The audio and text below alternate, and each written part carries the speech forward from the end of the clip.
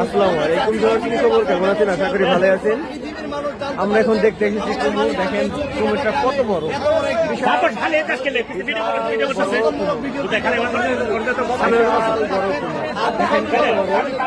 প্রায় 7 হবে। ভাই কুমিরটা ধরছে কিভাবে? কুমিরটা ধরা হয়েছিল, কালকে সকাল আমি দেখি আমার চোখে পরে।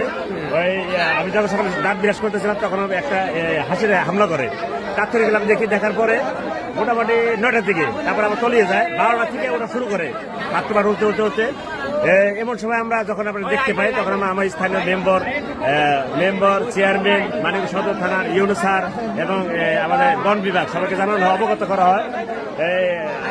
এর করতে করতে কুমিরটা এই নিচে চলে যায়, আবার উঠে চলে যায়, যেহেতু একটা ভয়ঙ্কর বিষয়।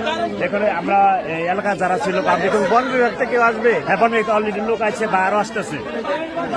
ইতিমধ্যে আমাদের হরিরামপুর থেকে বন বিভাগ এখনো কি জীবিত আছে? হ্যাঁ, এখন জীবিত আছে, আমি দেখাচ্ছি। দেখা এই যে এখানে ভয়ঙ্কর, ঠিক আছে, এই যে চোখ, ঠিক আছে, এই যে চোখ, ঠিক আছে। আমরা যদি হামলা করে এই কারণে আমরা আমাদের ঠিক আছে, যেহেতু ভয়ানক পানি ধরতে পারে। এখনো জীবিত আছে। বন বিভাগ থেকে লোক আসছে, নিয়ে যাবে তারা। মানে যারা ধরছে তারা অনেক সাহসী। তারা অনেক সাহসী। এই কুমিরটা অনেক মুরগি হাঁস খেয়ে ফেলেছে।